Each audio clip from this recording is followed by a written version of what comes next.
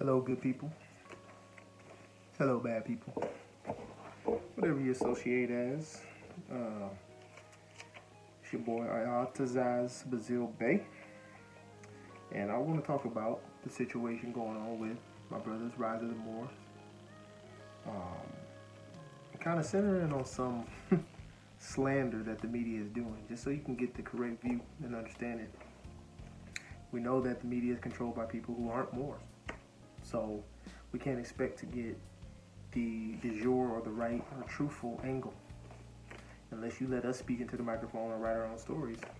More than likely, they're not going to get the true narrative or the way that we will put it. Okay? So, one, why would a domestic terrorist and sovereign citizens such as Rise of the Moors and Jamal Bay be taking pictures like this? Why would he go and sit in the chambers with a retired Chief Justice of a federal court and talk to him about what? He's a terrorist. He should be worrying about blowing stuff up and, uplifting the Moors and whatever he's got to do.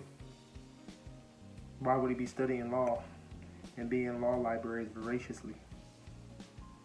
All right, so let's just be logical. Let's think about this. Obviously, the man is astute and he knows what he's talking about. Have you ventured to watch the videos where Jamal is talking and go and research some of the things that he's talking about? Did you research the laws that he was talking about? Do you even know what the Second Amendment says of the Constitution? For the United States of America, okay? Going on to the Daily Mail. I figure they're out of UK or whatever, dailymail.co.uk. Bunch of slander. It's like a Globe or a Southern Poverty Law Center. All they do is slander. They talk about narratives that aren't based in facts. They never take what somebody says and then research what they say and then present it. It's just a bunch of, hey, we've heard that Moors are sovereign citizen type of talk. So let's nip some of these in the bud. First off, they say in the article that an abandoned home is acquired by the Moors and the Rise of the Moors group. Now let's be real and let's be smart about this. Abandoned home acquired through adverse possession. So they're saying it has been acquired and they're telling you the legal and lawful process that it was used to acquire it. Then they say that the bank, which is MidFirst, is suing them over it. Now let's just say you go into an abandoned home and the bank comes, or whoever their agent is who procures or watches over the property, decides that you need to leave. And he calls the policy enforcers or the sheriff, so-called. They're going to come and they're going to kick you out. So let's just be thinkers. Let's use our common sense. Why haven't they been arrested or kicked out for living in an abandoned home? Maybe because they legally did a process to secure it. Now let's move on. This article says that the Moors, or the black Moors or whatever, believe that we were the first settlers of the United States.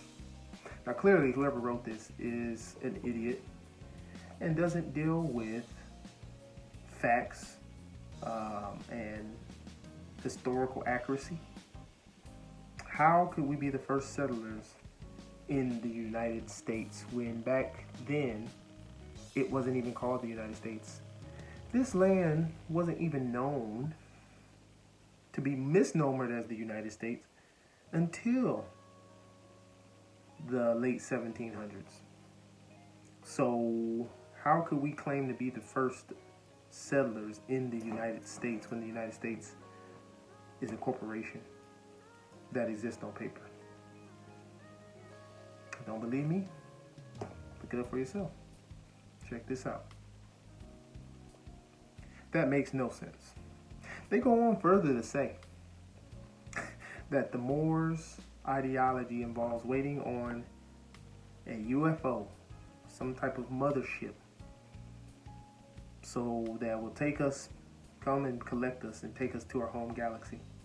Please find me somebody with a fez on YouTube that is saying that we're waiting on a mothership to come take us to our home galaxy.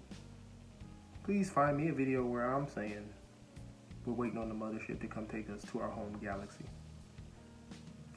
I know of no Moors who believe in this ideology, and it definitely wasn't something that was taught to us by our illustrious prophet, Noble Drew Ali.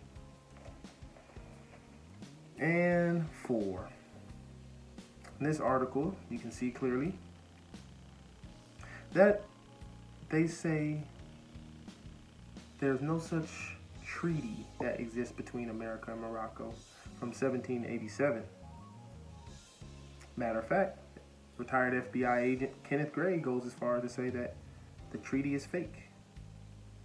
There was no such treaty. So, what is this?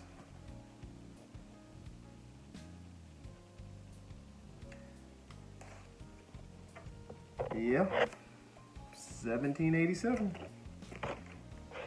January of 1787. As you can see from the Library of Congress. And furthermore, interestingly enough, if this is the Treaty of Morocco, and Morocco, the state of Morocco over there in North Africa, the people call themselves Moroccans. Several times throughout this document, they call their citizens Moors. Now, why would the first treaty that the United States of America ever acquired, why was it a treaty with Morocco and their citizens, namely the Moors? Maybe because as the Moors and the Moorish Americans have clearly stated many times before, you're in Morocco. Wouldn't it only make sense their first treaty be with their closest neighbor? You know, that kind of makes sense, right? The people who are right next to you, when you want to be at peace with them before you worry about somebody else halfway around the world. So why would they go across the Atlantic Ocean to make a treaty when they have all these other so-called countries around them? Very curious. So, as a recap, Rise of the Moors and their headquarters have legally ever possessed a home. I know regular people who aren't Moors who have done that. We do not claim to be the first settlers in the United States. America is a continent, not the United States. All you gotta do is look at a map. The Moors waiting on UFOs, definitely a slander and a way to placate an ideology in the minds of the unlearned that Moors are crazy sovereign citizen alien people waiting with aluminum foil hats waiting to be taken back to the mothership, which makes no sense. And you will not find a Moor, unless he's a paid agent, going on any kind of media site saying that we're waiting on a mothership. Never heard that. Never in my life. And 4, obviously the treaty is not fake. So here's the facts been presented. It's up to you to decide to accept them or not and see the falsity in these claims. I bid you peace. High honors to Prophet Noble Drew Ali and all the active Moors, as we stand on the tenets and principles of love, truth, peace, freedom, and justice. Islam.